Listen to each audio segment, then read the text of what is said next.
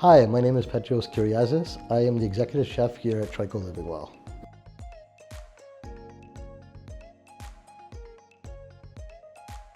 The benefit of running a kitchen restaurant style within a retirement community would be you could make food from scratch. So the food is more fresh, it's not pre-cooked, it's made to order. It's pre-prepped like anything else, but you're making food to order. So there's a genuine higher level of freshness in your cooking.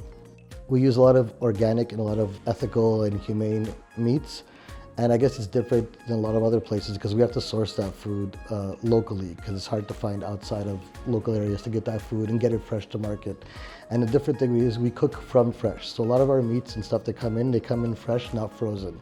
So we have a certain amount of time we have to use this food. For a community as large as ours, to be able to do that kind of fresh style approach to cooking and having less frozen product is what is unique to us. So how do we make healthy food taste good? Herbs and lots of seasoning.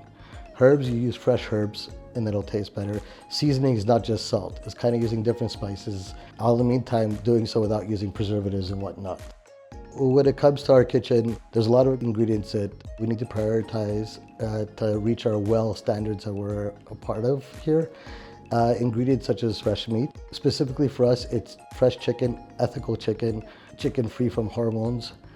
Same with our eggs here too. So the chicken's a big one, and ocean-wise fish. So our fish is a big one too, and they come in fresh too. Our salmon comes in fresh, our chicken comes in fresh, they're never frozen. And that's part of a well-standard thing. Because we're in this program, we have to have a certain amount of our food that we buy ethical, and a huge amount of our food we have to buy organic. So it means our vegetables are organic. A lot of fruits are organic as well. And that's what makes us unique with Well, is because Well, we have to adhere to these targets and these limits that enables us to offer this more fresh product. The less antibiotics and hormones, the better. So we're looking for those sources so it doesn't have all these added chemicals to it, all these added preservatives. And especially with organic vegetables, they're not treated with chemicals. That being said though, when you do buy organic, you have 2-3 days before you have to use it. So it's a lot more challenging. We have to go very fast and we order multiple times in a week to make sure that organic produce is fresh. Our commitment to this Well standard, we've achieved a gold certification. We're one of the only communities, if not the only one in North America, who has this gold standard for the size of our community and what we do here.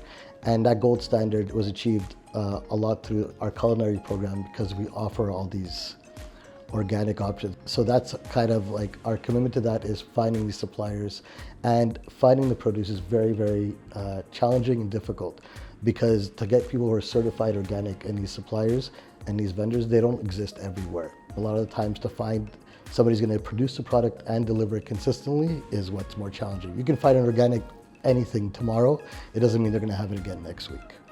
So that's our commitment, is always researching and looking for these vendors who have these products.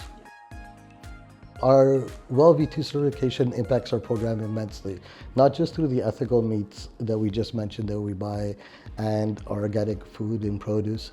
Part of that, our nutrition thing, is to offer food that has lower sugar, to make sure we're not using like aspartame in our foods and I'll call these fake sugars. We have to make sure that they fit within a certain standard. So it's a much healthier food for the people who live here.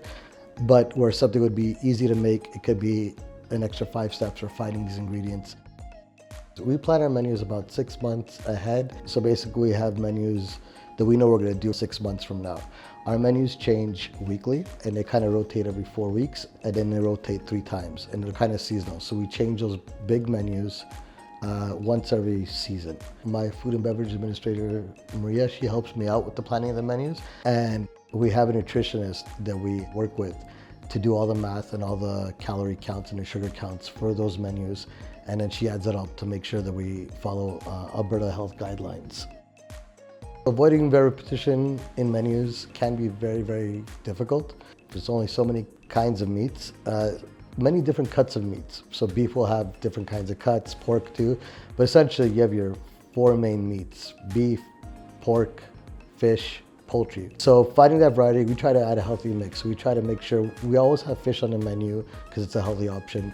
We try to make sure we have beef a couple times a week, pork a couple times a week, and that's how we do our variety.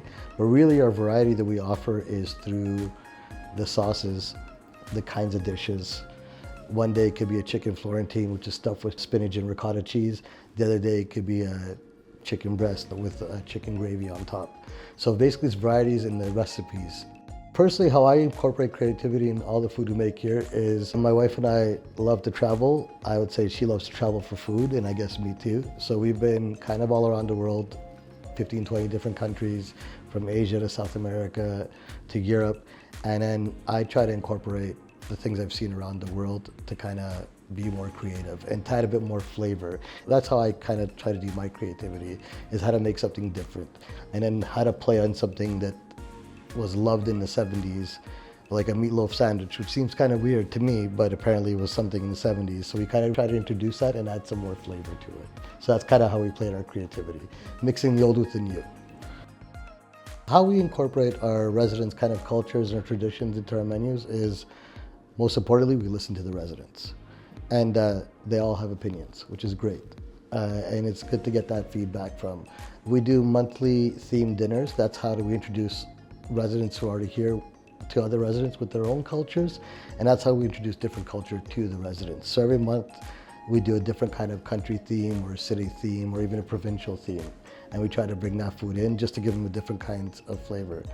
The residents, we try to cater to their wants, and there's little things we do, whether it's for religious purposes. Every Friday we just know to have fish on, guaranteed every Friday. And then I was taught that from the residents. And then believe me, when we do a themed dinner, I hear about it after we've cooked it. They're like, you know, in my day I used to make it like this, and they give me their ideas and stuff. So I think that keeps them very much engaged. They're like, my borscht, I do this, and you know, stuff like that.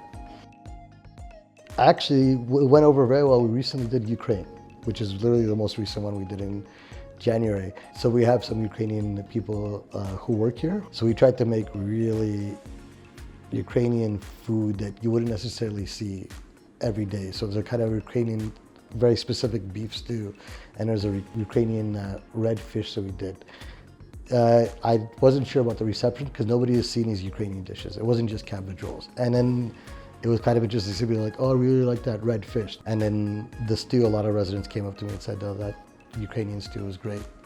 What resident reactions tell us that, you know, they really enjoyed something we did. The first one being they all come up to me and grab me as I'm walking down the halls and say, oh, I really loved that last night. It was great. And that's one of them. The one that we strive to look for is one that they don't tell us about. And we look for empty plates.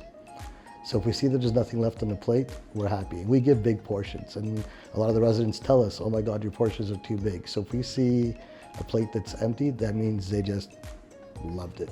So that's our best thing, is to see empty plates.